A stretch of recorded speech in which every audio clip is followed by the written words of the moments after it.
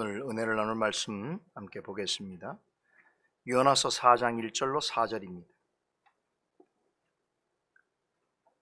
요나서 4장 1절로 4절 말씀 봉독해 올리겠습니다. 요나가 심히 싫어하고 노하여 여호와께 기도하여 가로되 여호와여, 내가 고국에 있을 때에 이러하겠다고 말씀하지 아니하였나이까? 그러므로 내가 빨리 다시스로 도망하였사오니 주께서는 은혜로우시며 자비로우시며 노하기를 더디하시며 인애가 크시사 뜻을 돌이켜 재앙을 내리지 아니하시는 하나님이신 줄을 내가 알았음이니이다. 여호와여, 원컨대 이제 내 생명을 취하소서. 사는 것보다 죽는 것이 내게 나음이니이다. 여호와께서 이르시되 너희의 성냄이 어찌 합당하냐 하시니라. 아멘.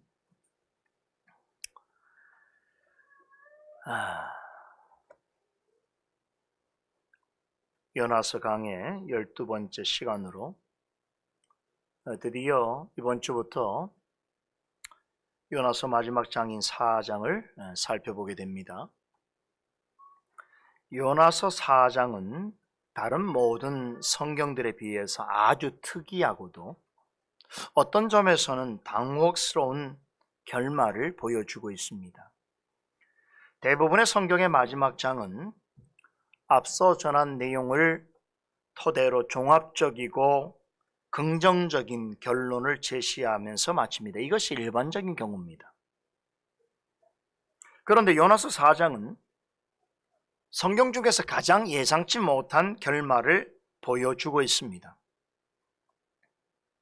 제가 어릴 때 요나서 4장의 이야기를 듣고서 그 느낀 감정을 지금 사자성어로 표현하자면 용두사미,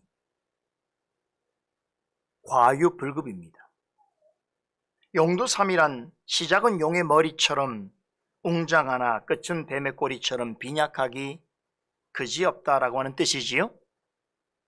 요나서 4장에 이르기까지 요나서의 내용은 용두처럼 파란만장하고 대단한 드라마틱한 이야기가 지속되었습니다. 바다에 빠져 죽을 뻔한 요나가 물고기 뱃속에 들어가서 극적인 회개를 하였다가 다시 살아나 니느웨로 가서 복음을 전하게 되었을 때에 악한 니느웨 사람들이 하나님을 믿고 회개하는 놀라운 구원의 역사가 일어난 이야기는 용의 머리처럼 화려하고 웅장한 스토리를 전해줍니다.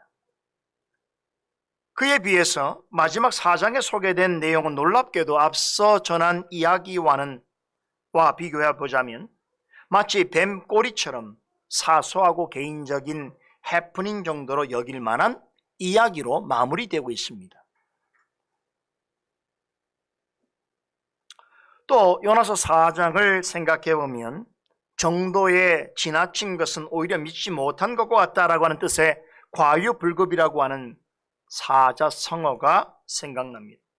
만일에 요나서 3장의 이야기로 끝났다면 조금은 급작스러운 결말이라고 하는 느낌을 받게도 되겠습니다만 우리에게 늘 익숙하고 우리가 항상 바라는 해피엔딩으로 끝났다라고 하는 기분을 느낄 수 있어서 더 좋았을지도 모릅니다.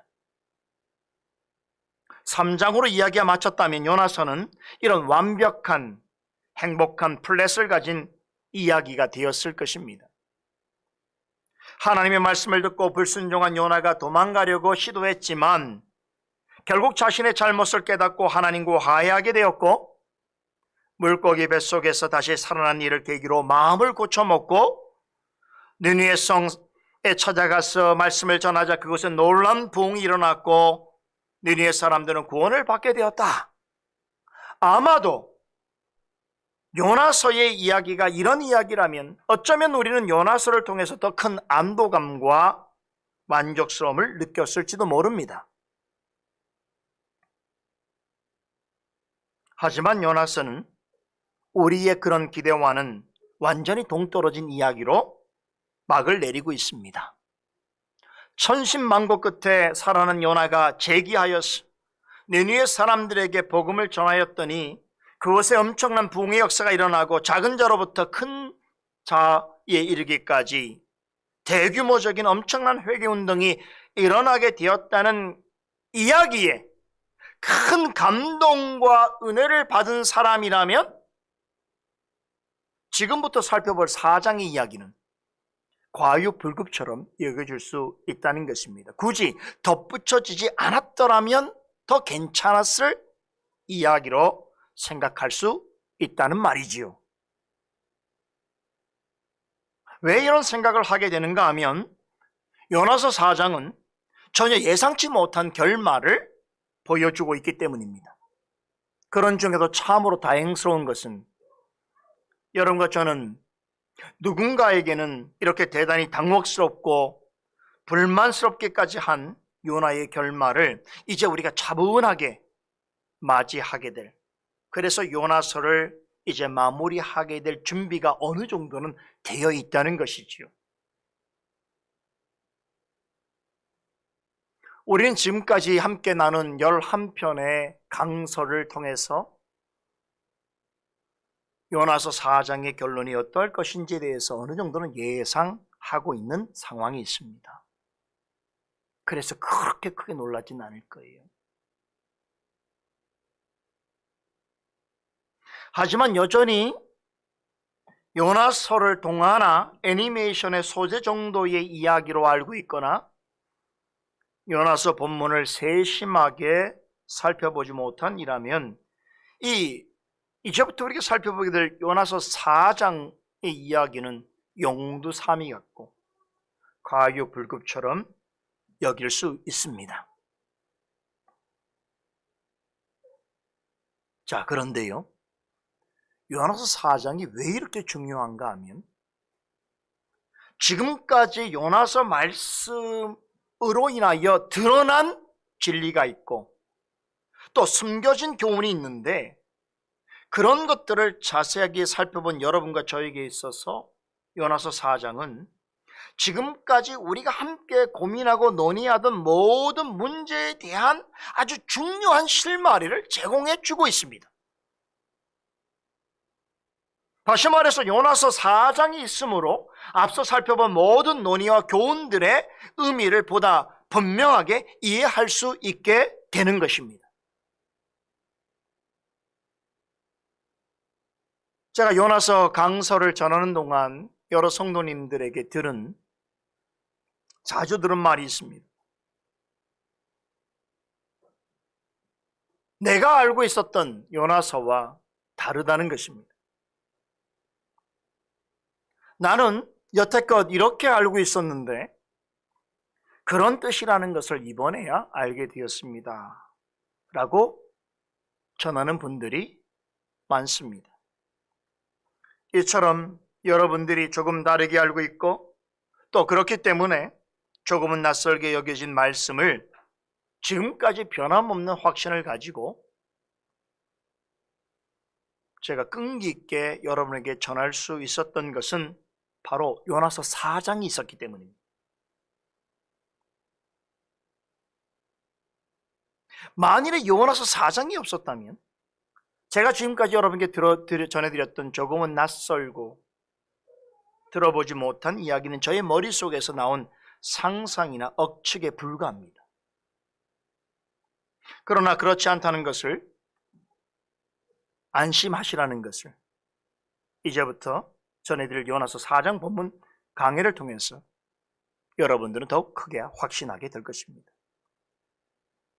다시 한번 강조하지만 지금까지 전해드린 11편의 강설은 요나서 4장 말씀에 기반하고 있다고 하더라도 결코 과언이 아닙니다. 그러니까 저는 요나서 1장의 이야기를 전해드리면서 4장의 이야기를 염두하고 있었다는 뜻이에요. 이 4장의 결론이 있었기 때문에, 이것을 알기 때문에 지금까지 그러한 말씀을 전해드릴 수 있었던 것입니다. 그만큼 요나서 전체에 있어서 4장은 대단히 중요한 말씀입니다. 그럼에도 말씀드린 대로 4장은 다른 성경에서는 좀처럼 보기 어려운 아주 특이한 서사를 보여주고 있습니다. 이 점이 본장을 해석하는데 어려움이 되기도 합니다. 하지만 한 가지 분명한 것은 요나서의 결론이라고 할 수 있는 장이면서도 바로 이 4장에서 요나의 그 실체, 요나의 마음과 생각의 상태를 가장 적나라하게, 극명하게 노출해주고 있습니다. 많은 분들은 요나서의 클라이막스를 대부분 어떻게 생각하죠? 3장의 이야기로 여깁니다. 그럴 수 있습니다. 규모 면에서 보거나 또 어떤 결과 면에서 볼 때 3장이 요나서의 전체 클라이막스라고 말하는 것, 잘못된 것은 아닙니다. 그러나 제가 보기에는 요나서 4장이 요나서의 하이라이트다, 그렇게 생각합니다. 그 이유는 요나서 4장은 요나서 기자가 이 성경 전체를 통틀어서 전달하려고 하는 가장 중요한 메시지를 전하고 있기 때문입니다. 관심이 드시죠? 들을 준비가 되셨죠? 그렇다면 왜 요나서는 다른 성경들에 비해서 특이한 형태로 결말을 맺고 있는가? 이것은 쉬운 질문이 아닙니다. 한두 마디로 답변을 드리기 어렵습니다. 이 질문은 요나서 전체의 주제와 메시지와 깊은 관련이 있습니다. 그래서 이 부분과 관련해서 이제 강의를 마무리한 과정에서 별도로 여러분에게 자세하게 설명드릴 기회를 갖도록 하겠습니다. 오늘은 읽어드린 본문을 중심으로 성령께서 전하시는 말씀의 은혜와 교훈을 나누려고 하는데, 자, 서두에 말씀드린 대로 요나서 3장의 이야기로 막을 내리기를 바라는 그러한 기대와는 달리 요나서 4장은 보통의 생각으로는 이해하기 어려운 요나의 행동을 소개하는 것으로 시작되고 있습니다. 요나는 하나님께서 니느웨 성에 행하신 일을 보고는 심히 싫어하고 분노했습니다. 요나의 마음 상태를 면밀히 들여다보지 못하면 이런 요나의 반응은 너무나 생뚱맞습니다. 해석하기가 쉽지 않습니다. 4장 초대에 나오는 요나의 모습은 마치 1장의 상태로 다시 돌아간 것 같은 느낌을 우리에게 줍니다. 1장에서 요나는 하나님의 말씀을 따르기 싫었어요. 하나님의 낯을 피하여 다시스로 도망가려고 했지 않습니까? 우린 그런 모습을 보면서 얼마나 불충하고 불순종한 요나를 우리가 생각하지 않았습니까? 그런데 4장에 와서는, 다시 말해서 요나서의 결론이 되어지는 부분에 와서 요나는 1장에서보다 더 격렬하게 하나님과 한판 싸움을 싸우고 있습니다. 1장에서는 하나님을 피해서 도망가는 소극적인 자세를 취했다면 4장에서는 하나님을 향해서 직접적으로 불만과 분노를 표출하고 있습니다. 참 이해하기 어려운 대목이라는 것이죠. 저간에 어떤 일들이 있었는지 우리는 알고 있는데 어떻게 요나가 이 성경을 마무리하는 결론 맺는 이 부분에 오히려 1장에서보다 더 한 모습을 보여주고 있는가? 우리는 요나서 3장에서 놀라운 사건들을 살펴보았습니다. 하나님을 믿는 사람이라면 누구나 기뻐하고 놀라워할 만한 일이지요.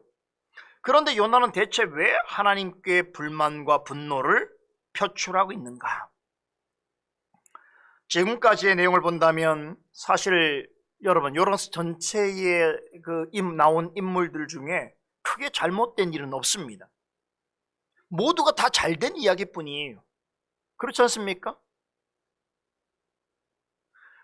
불순종한 요나는 선자 본연의 모습으로 회복되어서 하나님께 이제 순종하게 되었고, 요나의 선교 사역은 대단한 성공을 거두었고, 요나 자신과 니느웨 성 사람들 모두가 회복되어지는 큰 은혜를 입었습니다. 이쯤 된다면 오히려 기쁨과 감사가 넘쳐야 되는 게 상식이죠. 하나님께 특별한 감사의 찬송과 기쁨의 경배를 드려도 모자랄 판에 요나는 하나님을 향해서 불만과 분노에 그 마음이 부글부글 끓고 있는 것입니다. 도대체 왜 이런 것인가? 우리가 보는 한글 성경은 요나의 행동을 이렇게 묘사합니다. 요나가 심히 싫어하고 노하여라고 전하고 있지요. 그런데요, 히브리어 원문 성경은 이보다 훨씬 더 적나라하게 요나의 심경을 묘사하고 있습니다. 직역하면 요나가 하나님께 큰 악으로 분노했다라고 전합니다. 여기에 큰 악이라고 하는 말이 나오는데 우리말 성경에는 번역되어 있지 않습니다. 이 표현은 지금 요나가 하고 있는 불평과 분노는 우리가 생각하는 정도의 통상적인 수준을 벗어났다는 거예요. 그것과는 비교되지 않을 만큼 대단히 중하고 심각하다는 것을 말해주고 있습니다. 요나는 하나님께서 니느웨에게 행하신 일을 목격하고는 단지 감정적으로만 싫어한 것이 아니라 불타오르는 듯한 분노를 느끼고 있다는 것입니다. 그런데 요나 자신은 그것이 잘못이라고 생각하지 않고 있어요. 그러한 요나의 태도를 요나서 기자는 콕 집어서 큰 악으로 규정하고 있습니다.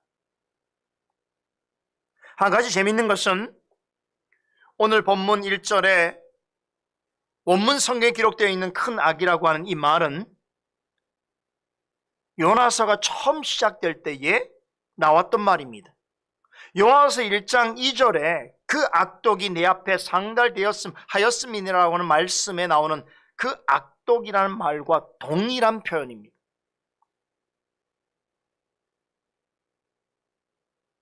이 말은 하나님께서 요나에게 당장 니느웨로 가서 심판의 메시지를 전하라고 명령하신 그 실질적인 이유가 되어지는데, 즉 니느웨 사람들의 그 특성을 나타내는 표현이지요.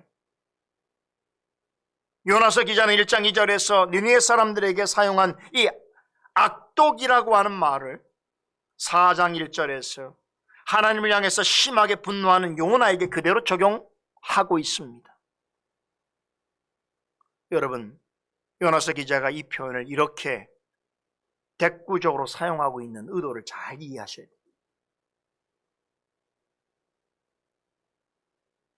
이런 부분은 우리가 볼 수 있는 성경, 우리의 눈으로 읽을 수 있는 성경에 나타나지 않기 때문에 여러분 이런 해설을 잘 듣고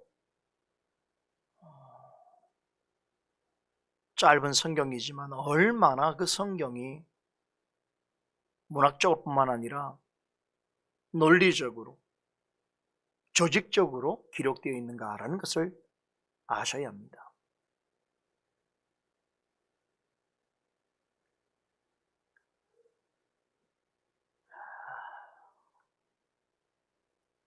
요나서를 시작하면서 하나님께서 요나를 니느웨 성에 보낼 수밖에 없는 그 이유를 니느웨 사람들의 악독함이 나에게 상달되었다라고 말씀하신 것인데, 그런 니느웨 사람들의 특성이 이제 요나 4장에서는 요나에게 적용되어지는 표현으로 사용되어지고 있다라고 하는 것이, 여기에는 이런 의미의 교훈이 있습니다. 하나님을 모르는 자들이 하나님을 떠나서 자기 마음대로 죄를 범하면서 사는 것이나, 하나님을 안다고 하는 자들이 하나님의 뜻을 거역하고 불순종하는 것은 하나님 보시기에는 조금 더 다를 바가 없다는 것이에요. 하나님의 뜻에서 벗어난 생각과 행동은 그것이 무엇이라도 하나님 앞에서 죄임이요, 그것을 행하는 자는 죄인이라는 것입니다. 요나서 기자는 1장에서 악한 니느웨 사람들의 특성을 나타내는 단어를 4장에서 분노하고 있는 요나의 특성을 나타내는 말로서 사용하고 있습니다. 우리는 이 점을 주의해서 보아야 합니다. 고상하고 품이 있는 죄란 없습니다. 미천한 사람이 범하면 심각한 죄이고 유명한 사람이 범하면 고상한 죄인가? 하나님을 모르는 사람이 범하면 큰 죄이고 믿음 있는 사람이 범하면 작은 죄인가? 그런 것은 없다는 것입니다. 하나님 앞에서는 이방인의 죄나 선자의 죄나 다 같은 죄입니다. 죄를 짓는 주체가 누구이든 간에 하나님 앞에서 짓는 모든 죄는 불법이고 불의이며 불신입니다. 성경은 어떤 점에서는 무지하여서 짓는 죄보다 고의로 짓는 고범죄를 더 중하게 다룹니다. 물론 요나의 죄를 고범죄라고 할 수 있을지에 관해서는 좀 더 논의가 필요한 부분이 있습니다만 한 가지 분명한 것은 하나님을 향한 요나의 불평과 분노는 느니의 사람들이 매일 짓는 그 악독한 만큼이나 중대한 죄라는 것이에요. 이게 요나서 기자의 평가입니다. 우린 여기서 요나가 왜 이런 행동을 하게 되었는지 구체적인 이유를 살펴보기 전에 요나가 이렇게 갑작스럽게 다시 구렁텅이로 떨어지게 된 상황이 우리에게 어떤 실질적인 교훈을 전하여 주는지 잠시 생각해 볼 필요가 있습니다. 먼저는 이런 교훈을 생각해 볼 수 있어요. 요나서 4장에서 맞닥뜨리게 되는 요나의 이 악한 행동은 사람은 누구라도 죄의 성향을 가지고 있으니 언제라도 죄를 범할 수 있다라고 하는 가능성이 있다는 것을 말해주고 있습니다. 우리는 요나서 2장과 3장에서 요나의 변화된 모습을 지켜보았습니다. 완벽하다고는 할 수 없지만 그의 변화는 진실이었습니다. 그는 진심으로 기도하였고 전심으로 복음을 전했습니다. 그러나 이렇게 변화된 모습에도 불구하고 요나는 여전히 영적으로 매우 불안정한 상태에 있었다는 것입니다. 사도 바울이 로마서 7장에서 진술한 것 같이 요나에게도 원하는 바 선은 하지 아니하고 도리어 원치 아니하는 바 악을 행하는 성향이 있었다는 것이지요. 그것을 가리켜서 바울은 내 속에 거하는 죄라고 부릅니다. 그런데 하나님을 믿는 사람이라도 마음의 생각을 다스리는 마음의 법과 또 그것과 늘 다투고 싸우는 죄의 법이 늘 충돌하여서 때로는 마음으로는 하나님의 법을 섬기고자 하는 것이 간절하나 자신의 육신으로는 죄의 법을 따르는 일들이 우리가 살아가는 일상 속에 수차례 발생할 수 있다는 것입니다. 마음속에 있는 서로 다른 법이 강하게 충돌할 때에 그래서 거듭난 자라도 이런 영적인 갈등과 충돌이 늘 있게 되어질 때에 얼마든지 오라 나는 곤고한 사람이로다 이 사망의 몸에서 누가 나를 건져내랴 하는 탄식 가운데 괴로워할 수 있습니다.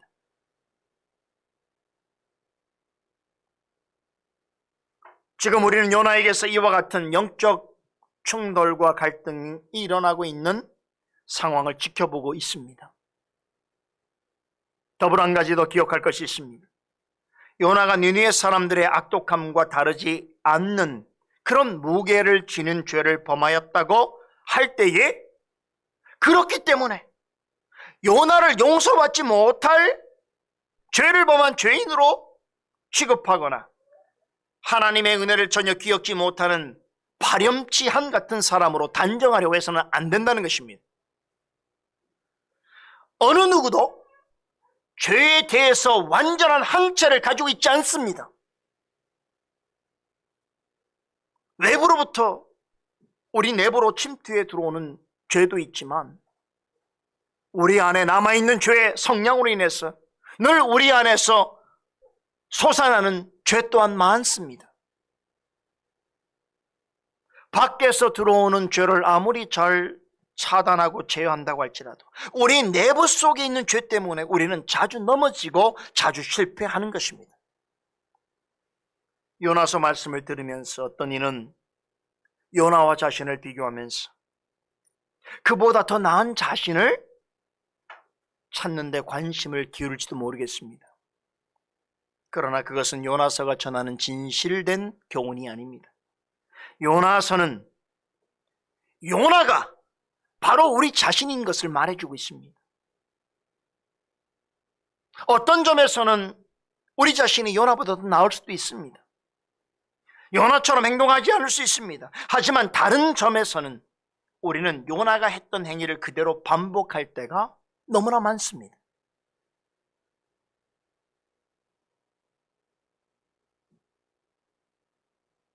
요나처럼 생각하고 판단하고 말하고 행동합니다. 말씀을 통해서 요나의 표적보다 더 큰 표적이 무엇인지 이미 알고 있고 요나보다 더 확실한 은혜를 받아 누리고 있음에도 요나가 행한 것보다 더 어처구니가 없고 형편없는 생각과 행동을 고의로 혹은 무의식 중에 할 때가 있다는 것을 우리 인정해야 됩니다. 물론 여러분과 제가 요나와 똑같은 행동을 할 리는 없습니다. 우리에게는 니느웨로 가라는 말씀이 임하지 않을 것이고 이방인 선원들을 만날 일이 없을 것이며 우리가 바다에 던져지거나 물고기 뱃속에 들어가는 일은 없을 것입니다. 느느웨성에 일어난 회개운동과 같은 드라마틱한 그러한 일을 경험하기란 우리가 살아가는 중에 매우 희박합니다. 그러나 그럼에도 우리는 하나님 앞에서 요나가 가진 생각과 행위뿐만 아니라 그가 범한 잘못과 죄를 반복하면서 살아가고 있습니다. 그 점 때문에 내 안에 있는 요나를 주의 있게 살펴보아야 하는 것입니다. 제가 매번 강설 때마다 본문 속에서 내 안에 있는 요나를 찾아야 한다고 목소리를 높여 강조하는 이유가 바로 여기에 있습니다. 성령을 의지하면서 말씀을 듣는다면 요나는 바로 내 자신이라는 것을 깨닫게 될 것입니다. 그렇게 되어야만 요나를 극복할 수 있습니다. 요나의 잘못과 실패를 반복하지 않는 영적으로 더 건강하고 반듯한 성숙한 그리스도인이 될 수 있습니다. 우리 모두 그런 소망을 가지고서 끝까지 요나서 말씀에 귀를 기울여 보십시다. 다시 본래 질문으로 돌아와서 그렇다면 요나서 4장에 들어와서 요나가 하나님께 불평과 분노를 마구 쏟아내고 있는 진짜 이유는 무엇일까를 생각해 봅니다. 오늘 본문은 요나의 생각과 하나님의 생각이 여전히 크게 다르다는 것을 말해주고 있습니다. 도대체 서로 어떤 점에서 달랐기에 요나는 그토록 심히 싫어하고 분노하게 되었던 것일까? 이 물음에 답하려면 요나가 진정으로 하나님의 생각과 달랐던 점이 구체적으로 무엇이었는가를 알아야 합니다. 지금까지 우리가 살펴본 요나서의 진술을 근거로 몇 가지 사실을 유추해 볼 수 있습니다. 첫째는 요나는 하나님이 뜻을 돌이키는 것이 너무나 싫었습니다. 여기에 화가 났습니다. 요나는 하나님의 말씀대로 니느웨 심판을 전했습니다. 40일 후면 니느웨가 멸망할 것이라고 외쳤습니다. 그런데 정반대의 결과가 발생했습니다. 성이 무너지기는커녕 그 성에 있는 모든 사람이 회개하고 하나님을 믿었습니다.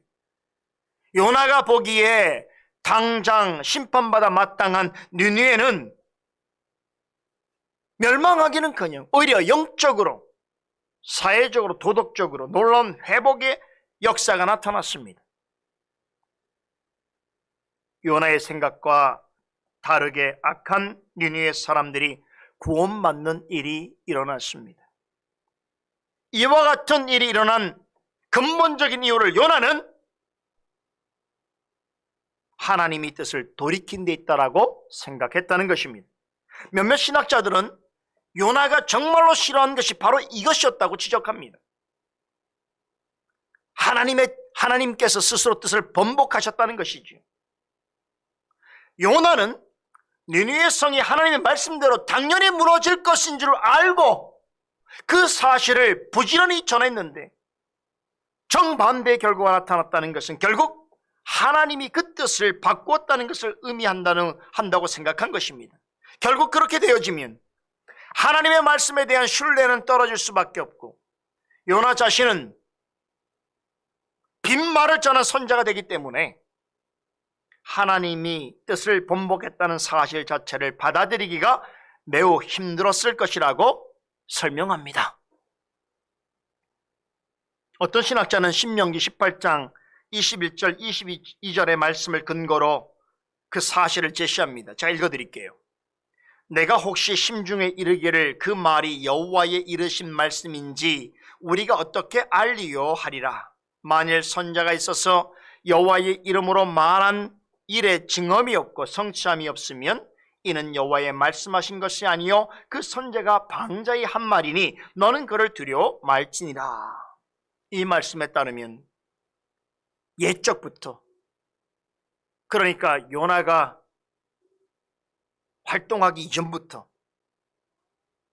어떤 사람이 참된 선자인가 거짓 선자인가를 판별하는 기준이 있어 왔는데, 그것은 선자는 사람의 말이 실제로 이루어지는가 아닌가를 보면 알 수 있다는 것입니다. 선자가 하나님의 이름으로 말한 것이 사실로 드러나면 그것은 하나님의 말씀이나 만일에 전한 말에 아무런 증거가 나타나지 않으면 그것은 제멋대로 전한 것이니 그런 선자는 두려워할 필요가 없다라고 하는 말씀입니다. 이 설명에 의하면 요나는 극히 싫어하고 분노하게 된 것은 하나님이 정한 뜻을 번복하심으로 자신이 전한 말은 아무 소용없게 되었고 그로 인해서 자신은 거짓 선자로서 인식되게 될 수밖에 없는 상황이 되었기 때문이라는 것입니다. 이런 설명이 우리에겐 좀 낯설게 여겨집니다만 유대인의 관점에서 보면 그들의 신앙 전통과 문화에 아주 일치하는 설명이에요. 그래서 여러 신학자들이 이 주장을 합니다. 그러나 제가 보기에는 이것이 요나가 진정으로 이렇게 싫어하고 분노하게 된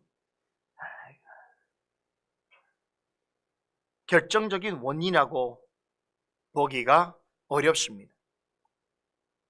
요나가 신명기 18장의 말씀대로 하나님의 말씀을 전달하고 전한 대로 이루어지는 것이 참된 선자와 거짓 선자를 구별하는 기준으로 깊이 자각하고 있었다고 한다면 여러분 어떻게 하나님의 말씀이 그에게 임하자마자 도망갈 생각부터 했겠습니까? 선자임에도 하나님의 말씀을 듣고서 곧바로 하나님의 낯을 피해서 도망가고자 했다는 그런 점에서 이건 사실이죠. 팩트죠. 이 주장의 설득력이 부족합니다. 제가 지난주에 요나서 3장의 마지막 단락 말씀을 전해드리면서 하나님이 뜻을 돌이키시고라고 하는 표현에 대해서 집중적으로 말씀드렸는데, 그때 예레미야 18장 7절에서 8절 말씀을 인용하면서 하나님께서는 어떤 민족에게 재앙을 선언하신 후에라도 그 민족이 악에서 돌이킨다면 그 재앙을 돌이키시겠다라고 하신 말씀을 하셨다는 사실을 전해드렸습니다. 이 말씀은 지금 제가 제기해드린 첫 번째 주장과 모순되어지죠. 요나 입장에서는 하나님의 뜻이 번복됨으로써 자신이 거짓 선자처럼 그렇게 비추어지는 것, 그렇게 대접받는 것이 몹시 싫어할 수도 있겠으나 이 주장은 본문 1절에서 요나가 대경 실색하면서 분노한 이유로는 그다지 어울리지 않습니다. 둘째로 이방인 선교 자체를 싫어해서라고 하는 견해가 있습니다. 우리는 앞서 1장 강해를 통해서 이방 선교에 대해서 요나가 어떠한 입장을 가지고 있는지를 살펴보았습니다. 그가 선자임에도 말씀을 듣고 도망칠 수밖에 없었다는 것은 역설적으로 생각해 보자면 아무리 하나님께서 하신 말씀이라도 요나의 편에서는 그것만큼은 받아들이기 굉장히 어려운 명령이었다는 것을 의미합니다. 이 말은 요나에게 있어서 이방인 선교는 저항감을 가질 수밖에 없는 필연적인 이유가 그에게 있었다는 것이지요. 그는 이방 선교에 대해서 아주 강한 편견과 고집이 있었습니다. 그는 철저한 유대인 중심적인 사고를 가진 선자였다는 의미이기도 합니다. 그에게 있어서는 이스라엘 백성은 구원받아야 하지만 다른 이방 민족은 그렇지 아니하다 라고 하는 사고가 있었습니다. 그래서 처음에 이방 땅으로 가서 전하라는 말씀을 들었을 때 도망갈 수밖에 없었던 것이고, 두 번째 말씀을 받은 후에 니느웨 사람들에게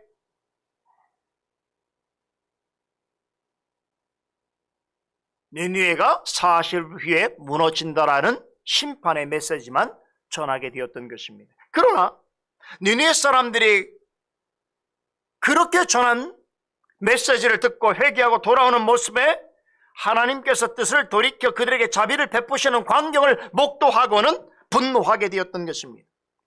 이런 점에서 이 주장은 지금까지 우리가 살펴본 요나서의 말씀과 일치하는 점이 있습니다. 그러나 일견 타당해 보이는 이 주장에도 모순된 점이 있습니다. 요나가 정말 이방 선교 자체를 극단적으로 싫어한 것인가? 다시 말해서 하나님께서 이방인에게 베푸시는 은혜를 전면적으로 부정하고 그것을 잘못된 일로 여겼다는 말인가? 이러한 물음에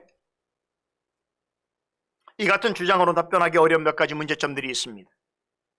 요나서 1장에서 요나가 니느웨의 말씀을 전하라는 하나님의 말씀을 듣고 도망간 것만 보면 요나가 이방 선교를 끔찍히 싫어했다라고 우리는 생각할 수 있습니다만, 이후에 요나가 보인 행동을 보면 이방인 자체를 배척한 것은 아니라는 것을 알 수 있습니다.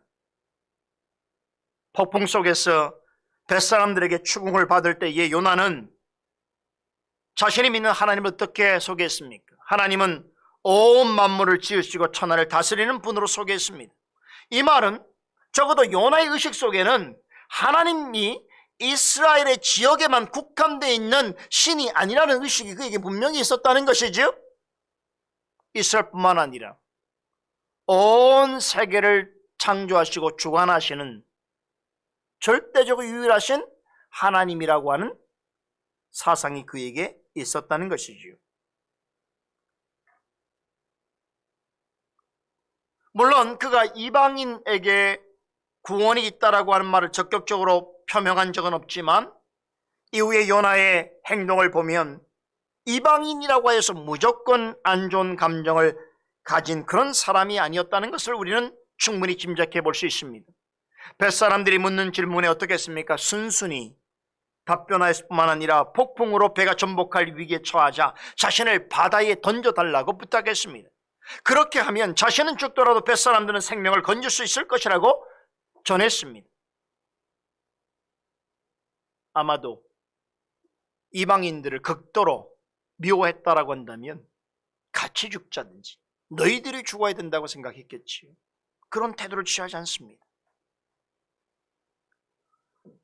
이런 모습에서 이방인에 대한 극도의 불신이나 혐오 같은 것은 우리가 찾아보기 어렵습니다. 또 한 가지, 요나가 이방인 자체를 싫어하지 않았다라고 하는 증거가 있습니다.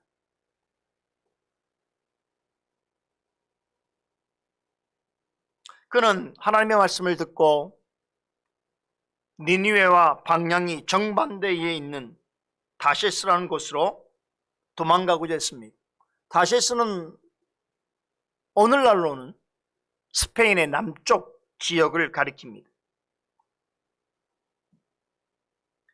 정반대죠. 완전히 반대에 있는 지역으로 가려고 했던 것이죠.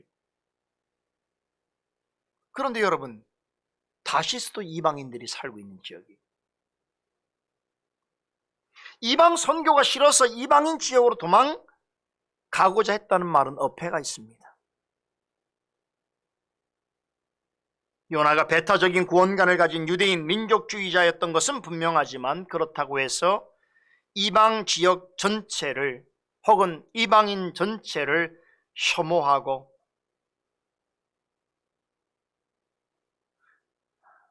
이방인에 대한 구원을 극단적으로 반대한 그런 선자로 보는 것은 결코 타당치 않습니다. 아무렴 하나님의 선자로서 과거에 하나님께서 이방인 중에 언약의 백성으로 맞아들이신 사례들이 있다는 것을 모르지 않았을 것입니다. 따라서 요나가 심히 싫어하고 분노한 이유가 요 이방 선교 자체에 있다고는 볼 수가 없습니다. 그래서 우리는 좀 더 적합한 이유를 생각해 보아야 합니다. 셋째는 다른 무엇보다도 니느웨 성의 멸망을 바랬기 때문입니다. 앞서 이방인 선교를 싫어해서라고 하는 주장과 비슷해 보이지만 실은 다릅니다. 요나가 싫어한 것은 이방인 전체가 아니라 이방 지역 중에서도 특별히 니느웨 성에 가서 말씀을 전하라는 것이었습니다. 정반대 방향에 위치해 있는 다시스로 기어코 도망가고자 한 것만 보더라도 요나가 니느웨에 대해서 어떤 감정과 인식을 가지고 있는가를 우리는 짐작해 볼 수 있습니다. 니느웨는 당시 세계 최강대국인 동시에 이스라엘에게 있어서는 가장 잔인하고 폭력적인 이방 족속인 아수르의 수도였습니다. 역사가들은 입을 모아서 아수르의 역사는 어떤 민족 역사보다도 유혈이 낭자했던 끔찍한 역사였다고 평가합니다. 이 공포스러운 이방 민족은 상당히 오랜 기간 동안 북이스라엘을 괴롭혔습니다. 요나가 활동하던 시기도 예외가 아닙니다. 그의 생애 내내 이스라엘과 유대 왕국을 위협하고 막대한 세금과 엄청난 조공을 요구했습니다. 그러다가 결국 AD 722년에 북이스라엘과 수도 사마리아를 침공해서 완전히 폐허로 만들었습니다. 그런데 하나님이 요나를 이러한 사악한 나라의 심장부와 같은 니느웨로 가서 말씀을 전하라고 하시니 자신이 선자라 할지라도 대단히 애국적이고 민족적인 생각으로 무장한 그런 요나로서는 아무리 생각해도 그 일만큼은 순종할 수 없었던 것입니다. 요나 입장에서는 아수르 백성은 하나님의 심판을 면할 가능성이 아예 없는 이방 족속입니다. 아니, 아수르는 반드시 멸망해야 될 민족이었습니다. 이런 점에서 볼 때 처음에 다시스로 도망가게 된 것은 니느웨 성의 말씀을 전하였다가 혹시라도 그들이 회개하고 돌아온다면 하나님께서 재앙을 내리지 아니하실까라고 하는 조바심과 두려움이 그에게 있었기 때문입니다. 그래서 도망가려고 한 것인데 하나님께 크게 얻어맞은 후에 더는 피할 수 없게 되자 니느웨 성에 들어가서 그는 심판의 메시지만 전달했습니다. 그가 전한 메시지는 40일이 지나면 니느웨가 무너질 수 있다는 것이 아니라 40일이 지나면 반드시 니느웨가 무너진다는 것이었습니다. 그것은 요나가 간절히 바라던 것이었고 하나님의 공의가 실현되는 것이라고 믿었습니다. 꼭 그렇게 되리라는 확신을 가지고 니느웨의 멸망을 선포했습니다. 그런데 어떤 일이 발생했습니까? 요나의 기대와 완전히 반대되는 결과가 나타났습니다. 요나가 외치는 메시지를 듣고 작은 자에서 큰 자에 이르기까지 모두가 돌이켰습니다. 요나를 대면한 적이 없는 니느웨 왕조차 소문만을 듣고도 마음을 돌이켜서 니느웨 백성들에게 회개운동에 동참할 것을 호소하는 조서를 발표했습니다. 그것은 요나가 원한 일이 아니었습니다. 하지만 요나에게는 한 가닥 희망이 남아 있었습니다. 저들이 어떤 반응을 보인다더라도 하나님께서는 이스라엘의 원수인 저들을 엄중히 심판하실 것이라는 믿음이, 확신이 그에게 남아 있었습니다. 그런데 그마저도 어찌된 일일까요? 하나님은 저들을 너무나 자비롭게 대하셨습니다. 이 상황을 요나서 3장 10절은 이렇게 전해주지요. 하나님이 그들의 행한 것 곧 그 악한 길에서 돌이켜 떠난 것을 감찰하시고 뜻을 돌이켜서 그들에게 내리라고 말씀하신 재앙을 내리지 아니하시니라. 여러분, 이 말씀에 느니웨 사람들은 더욱 힘을 얻어서 힘써 회개하고 악한 길에서 돌이켜 떠나는 데 열심을 내었을 것입니다. 그러나 이 광경을 지켜보는 요나는 하늘이 무너지는 듯한 절망감에 사로잡히게 되었을 것입니다. 마음속에 그동안 쌓아두었던 그 절망과 분노가 용솟음쳤습니다. 놀랍게도 그것은 느니웨 사람들이나 자신에 대한 것이 아니라 하나님을 향한 것이었습니다. 오늘 본문 2절과 3절 말씀은 이러한 요나의 절망과 분노를 잘 표현해 주고 있습니다. 요나가 심히 싫어하고 격분한 구체적인 이유가 제시되어 있는데요. 다시 한번 읽어보지요. 여호와께 기도하여 가로되 여호와여 내가 고국에 있을 때에 이러하겠다고 말씀하지 아니하였나이까. 그러므로 내가 빨리 다시스로 도망하였사오니 주께서는 은혜로우시며 자비로우시며 노하기를 더디하시며 이내가 크시사 뜻을 돌이켜 재앙을 내리지 아니하시는 하나님이신 줄을 내가 알았음이니이다.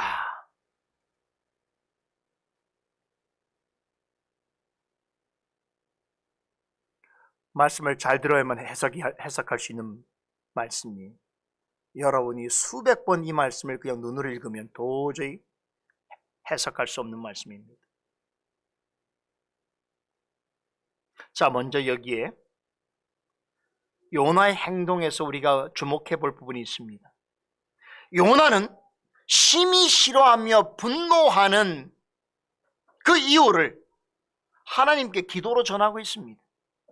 그동안 마음속에 눌려왔던 불평과 원망의 심정을 기도로서 표출하고 있는 것입니다. 자, 여러분, 이런 행동만 보더라도 그가 무슨 크게 잘못하고 있다는 걸 우리는 알 수 있습니다. 왜 그렇습니까? 요나는 지금 행동으로는 기도하고 있지만 우리가 알고 있는 은혜의 방편으로서의 기도하는 모습과는 사뭇 다릅니다. 우리가 공부한 웨스민스터 소율문답 98문에 기도가 무엇입니까? 라고 한 물음에 기도는 그리스도의 이름으로 우리의 소원을 하나님께 올리는 것인데 그분의 뜻에 맞는 것을 구하고 우리의 죄를 고백하고 그분의 자비하심을 깨달아서 감사하는 것입니다 라고 답변합니다. 이러한 기도의 정의에서 볼 때에 요나의 기도는 하나님이 받으실 만한 기도가 아닙니다. 기도는 겸손히 하나님의 뜻을 먼저 구하는 것입니다. 기도는 자기를 주장하거나 떼쓰는 것이 아닙니다. 하나님 앞에서 자기의 연약함과 죄를 인식하면서 뜻을 구할 때에 하나님께서 베푸신 자비를 깨닫게 되고 그로 인해서 감사하게 되는 것이 기도입니다. 그런데 요나는 어떻습니까? 오히려 그 기도를 통해서 자신의 마음속에 감춰놨던 불만과 분노를 쏟아내고 있습니다. 기도는 믿음에서 우러나와야 하는 것인데 그런 기도가 아닙니다. 오히려 기도를 통해서, 기도라는 수단을 통해서 자신의 오만불손한 자기 주장을 하고 있는 것입니다. 그런데도 요나는 이것을 간절하고 심각하게 드리는 기도라고 생각하고 열정적으로 행하고 있습니다. 여러분, 혹시 여러분은 이런 태도로 기도한 적이 없습니까? 우리도 종종 요나와 같은 태도로 기도할 때가 있습니다. 기억하지 못할 뿐. 자신이 직면하고 있는 상황을 받아들이기 어렵다고 판단할 때, 자신이 옳다고 확신하는 일이 원하는 대로 진행되지 않을 때에, 하나님의 뜻대로 하는 일이라는 확신을 가지고 시작한 일임에도 계획한 대로 되지 않을 때, 하나님께 간구가 아니라 항변을 할 때가 있습니다. 이것은 형식상 기도라고 하더라도 하나님께서 받으실 만한 기도가 아닙니다. 본문 4절은 그것을 보다 명확하게 전하여 줍니다. 화를 참지 못하면서 기도하는 요나를 향해서 하나님께서 뭐라고 답하십니까? 어찌하여 내가 성을 내느냐? 과연 그렇게 기도하는 것이 옳으냐라고 되물으십니다. 자, 그런데 다음 시간에도 생각해 볼 것입니다만, 여러분, 하나님 앞에 받은 은혜가 있고 하나님으로부터 받은 선물들이 그렇게 많은데도 불구하고 하나님 앞에 마치 하나님을 향해서 이렇게까지 격정적으로 분노하면서 자신의 뜻을 공하는 요나를 보게 될 때에, 여러분, 하나님께서 어떤 마음으로 이런 기도를 받으실까요? 생각해 보세요. 여러분 부모님이 자녀를 위해서 그토록 좋은 것들을 해주고 지금도 모든 관심을 쓰고 있는데 자녀가 오늘 와서 부모에게 대경실색하면서 자신의 분노를 쏟아내고 있다고 생각해 보세요. 부모를 향해서 어떻게 대하시겠습니까, 여러분? 이런 상황이라면 하나님께서 정말 대노하시는 상황이에요. 인간적인 생각에서는 번개라도 그냥 내릴 만한 지금 그런 상황이에요. 그런데도 하나님께서 그렇게 하지 아니하십니다. 오히려 요나로 하여금 자신이 하고 있는 행위를 스스로 차분하게 되돌아보게 하시고 하나님의 생각을 깊이 사색할 수 있게끔 돋는 질문을 하십니다. 이처럼 하나님이 하시는 일을 믿음으로 받아들이지 못하고 심히 분개하면서 자신의 생각을 전하는 이 어리석고도 교만한 요나랄지라도 하나님께서는 그에게 등을 완전히 돌리지 아니하십니다. 2절에 요나의 기도에 언급된 대로 오히려 요나에 대하여 계속해서 은혜로우시며 자비로우시며 노하기를 더디하시며 은혜가 크시다는 것을 나타내 보이십니다. 참 하나님 이런 분이시. 이런 하나님의 성품 때문에 우리가 지금까지 살아가는 것이. 요나의 기도에서 정말 큰 문제는 태도이기 이전에 내용에 있습니다. 요나는 기도를 통해서 하나님께 화를 내고 있는 자신이 옳다는 것을 주장하려 합니다. 먼저 내가 고국에 있을 때 이러하겠다고 말씀하지 아니하였나이까라고 하는 말을 보세요. 이 물음에는 다음과 같은 의미가 담겨져 있습니다. 제가 풀어서 설명하면 이런 뜻입니다. 요나가 하는 말입니다. 나는 처음부터 하나님께서 이렇게 하실 줄 알았습니다. 그래서 니느웨로 가지 않겠다고 한 것이지요. 내가 니느웨로 가서 하나님의 말씀을 전하였다가 저들이 회개하고 구원받는 일이라도 발생하여진다면 하나님은 약속을 번복하는 분이 되어버리는 것이고 나는 거짓말하는 선자가 되는 것이고 원수 같은 이방 민족이 구원 얻게 되는 것이니 이것은 하나님의 공의와 자비가 모순되는 일이 될 것입니다. 이런 것들을 내가 미리 생각했기 때문에 니느웨로 가지 않은 것이고 피한 것인데 결국 내가 염려했던 일들이 발생하고 만 것입니다. 하나님이 자비로우신 것은 내가 알고 있지만 심판받아 마땅한 이방 백성에게 뜻을 돌이키시면까지 자비를 베푸시는 것은 너무하신 것입니다. 지금 저들이 받아야 할 것은 은혜가 아니라 멸망입니다. 이것을 제가 이곳에 오기 전부터 저기 고국에 있을 때부터 하나님께 말씀드리지 않았습니까? 여러분 지금 이렇게 말하고 있는 거예요.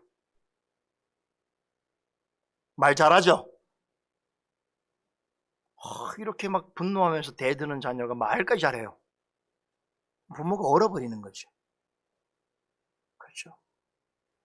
마치 자기가 정말 잘하고 있는 것처럼 지금 그러고 있는 거예요. 여러분, 이 요나의 태도를 한마디로 요약하면 하나님의 생각보다 내 생각이 옳다는 것입니다. 그것을 이제 이 니느웨에 와서 이 결과를 통해서 확인하게 됐다는 것이죠. 좀 더 심각하게 표현하자면 자신이 하나님보다 더 지혜롭다는 것입니다. 선자라도 자신이 옳다는 생각에 너무 강하게 사로잡혀 있을 때에 어떤 일에 있어서 하나님보다 자신이 더 지혜롭다라고 하는 엄청난 착각을 할 수 있습니다.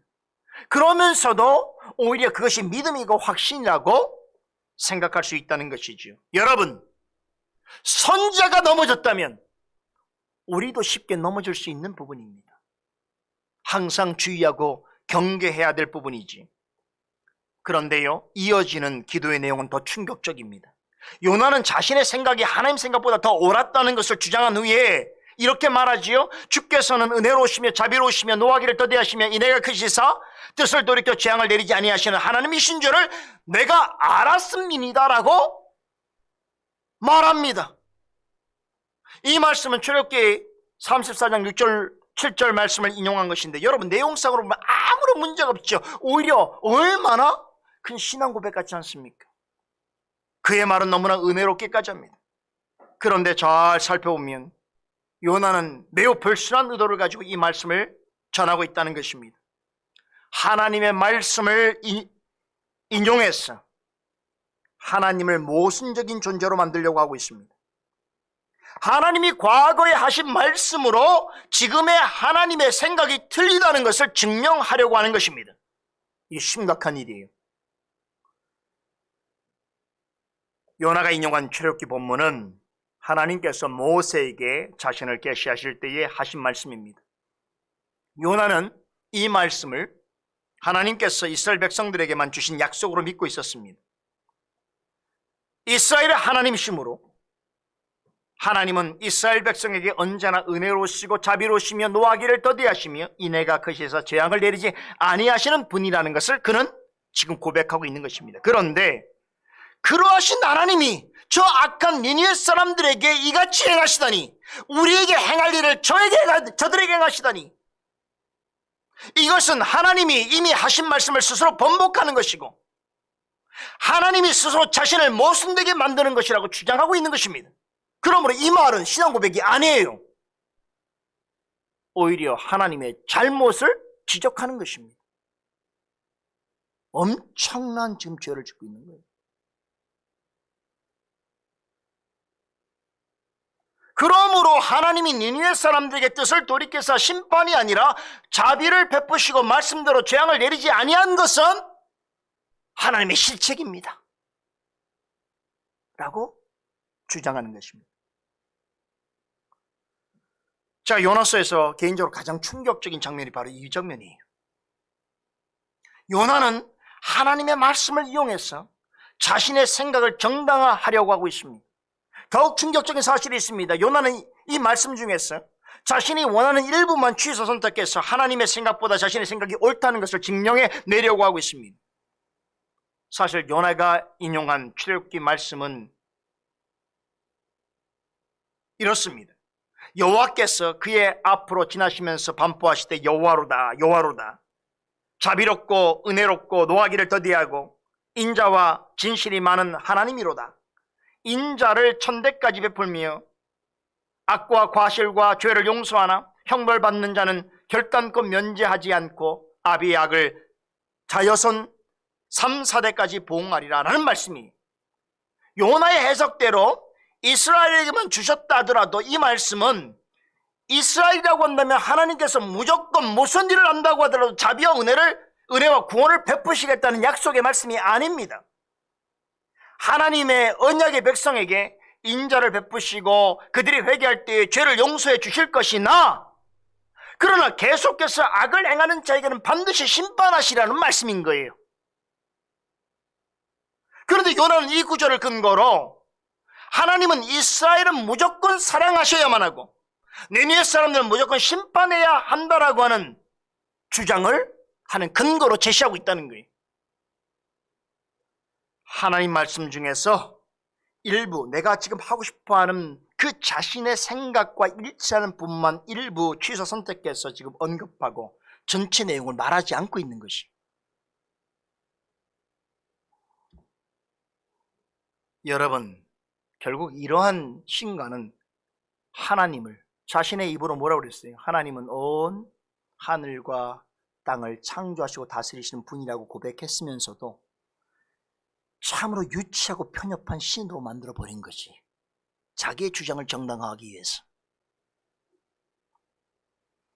엄밀하게 말하면, 아주 엄밀하게 말하면 요나의 이런 태도는 광야에서 말씀을 인용하여 예수님을 시험하려고 했던 마귀의 의도와 유사합니다.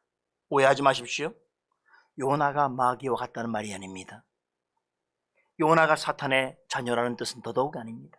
요나는 여전히 하나님의 선자여 믿음의 조상입니다. 그러나 요나와 같이 조금 더 의심할 바 없이 너무나 분명한 하나님의 백성이라 하더라도 자신의 옳음과 의로움에 집착하게 될 때에 그것을 정당화하기 위해서 편의대로 성경 구절을 인용하려고 할 때에 본의 아니게 말씀으로 하나님이 틀렸다는 것을 증명하고자 한 사탄의 습성을 따를 수 있다는 것을 우리는 기억해야 됩니다.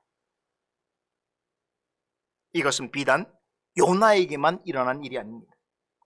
성경을 사용해서 성경의 모순을 찾으려고 하는 신학자들, 성경 말씀을 자신의 철학이나 사상을 뒷받침하는 근거로서만 활용하는 교수들, 성경을 이용해서 거짓 복음과 잘못된 교리를 정당화하려는 이단 지도자들, 그저 자신의 주장과 논리를 과시하기 위해서 성경이 전하는 본의와 아무런 상관없는 아무렇게나 말씀을 인용하는 사람들, 또한 성경을 이용하여 다른 사람은 정죄하는 대신에 자신의 자아를 부풀리고 자신을 높이려는 자들, 여러분, 이유를 막론하고 이러한 태도들은 사탄의 습성을 닮아 있는 것입니다.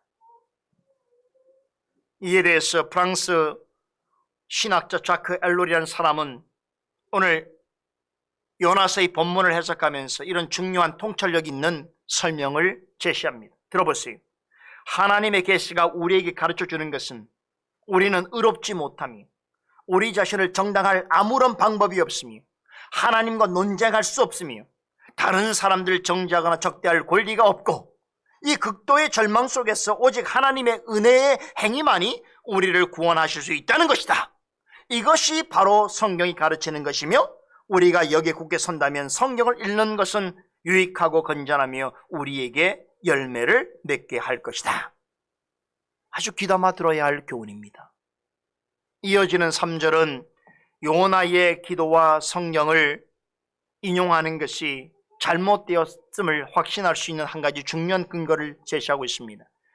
요나는 정말로 하나님을 의지함으로 말씀과 기도에 집중하였다면 결코 해서는 안 될 말을 하고 있습니다. 뭐라고 그럽니까? 여호와여 원컨대 이제 내 생명을 지었소서. 사는 것보다 죽는 것이 내게 나음이니이다라고 죽음을 구합니다. 여러분, 요나서 1장에도 비슷한 일이 있었죠. 폭풍 속에서 제비를 뽑게 되었을 때 자신을 바다에 내던지라고 했습니다. 회개하기보다는 죽음을 택하고자 했던 것입니다. 그런데 4장에서도 죽기를 바라고 있습니다. 하나님의 말씀에 순종하였으나 자신의 뜻대로 되지 않자 말씀을 인용하여 기도하면서 차라리 죽는 것이 낫겠다라고 하고 있습니다. 이것은 무엇을 의미합니까? 요나서 1장에서 4장에 이르는 동안 실체적으로 요나는 크게 변한 것이 없다는 것이에요. 처음부터 잘못된 생각을 가졌던 것을 끝까지 고집하고 있습니다. 계속해서 하나님의 생각과 평행선을 달리고 있습니다. 또 한 가지 얻게 되는 중요한 교훈이 있습니다. 하나님께 마지못해 순종하고 분노하면서 순종하는 것은 실제로 불순종보다 나을 것이 없다는 것입니다. 아무리 목청 높여서 기도하고 말씀을 인용한다고 하더라도 하나님의 뜻에 온전히 순종하지 않으면 평안과 기쁨이 없습니다. 물고기 뱃속에서 살아나는 놀라운 체험을 했고 다른 사람들을 구원하는 도구로 귀하게 쓰임받았다더라도 진정한 순종이 아니면 마음의 불평과 원망만 쌓이게 되는 것입니다. 내가 하나님 앞에 교회를 위해서 그렇게 일을 했는데,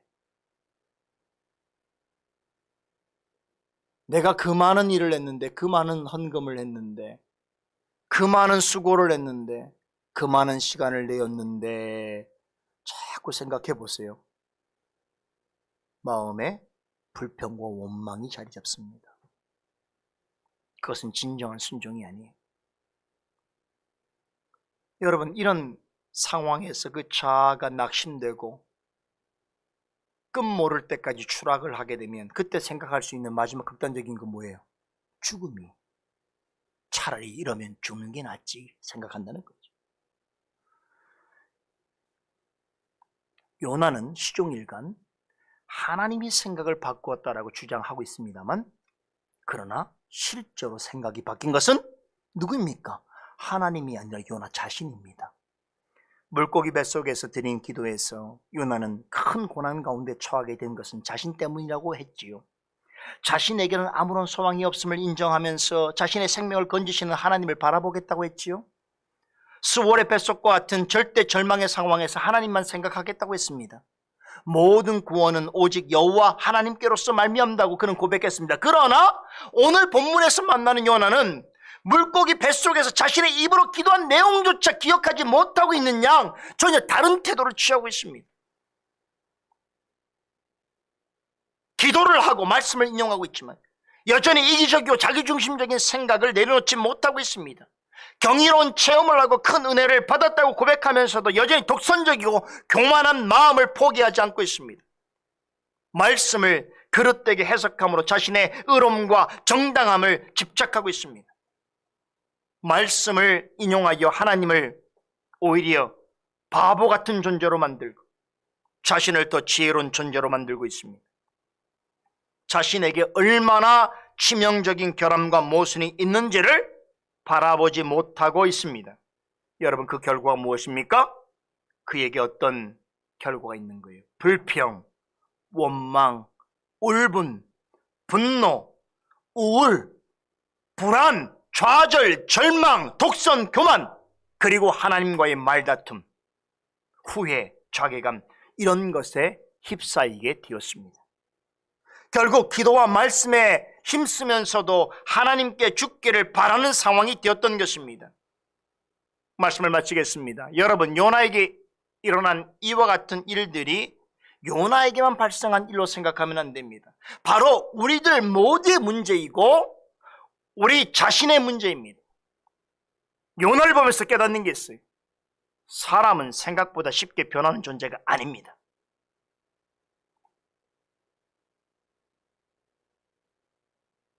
믿음을 가진 사람이라도 하나님을 전적으로 순종하는 삶을 살기까지 깨닫고 자기를 부인하고 자기 것을 버려야 할 것이 많습니다. 부디 이번 한 주 동안은 오늘 전해드린 말씀과 함께 여러분 자신이 하나님 앞에서 깨닫고 부인하고 버려야 할 것이 무엇인지를 깊이 묵상하는 한 주가 되기를 바라면서 강서를 마치겠습니다. 기도하십시다. 하나님, 감사합니다. 오늘도 요나서 말씀을 통해서 마땅히 우리 자신을 돌아봐야 할 것들을 알게 하여 주시고, 또 우리가 말씀과 더불어서 묵상하고 되돌아봐야 할 것들이 무엇인지를 깨닫게 하시니 감사를 드립니다. 말씀을 통해서 우리 자신의 내면의 깊은 부분까지 터치하시고, 또 우리가 하나님 앞에서 보여지지 않는 내면의 부분까지도 정직하게 또 하나님 앞에 드러내고 바르게 질서 있게 또 그렇게 세워지기를 원하시는 하나님의 뜻이 우리 가운데 있음을 믿고 말씀에 의지하여 주님 앞에서 더 온전하고 바르며 하나님 기뻐하시는 믿음의 사람으로 세워줄 수 있도록 도와주시옵소서. 여기에 절대적으로 하나님의 은혜가 필요한 줄 믿사옵나이다. 우리 자신을 내려놓는 연습을 행하게 하여 주시옵소서. 예수 그리스도 이름으로 기도드리옵나이다. 아멘.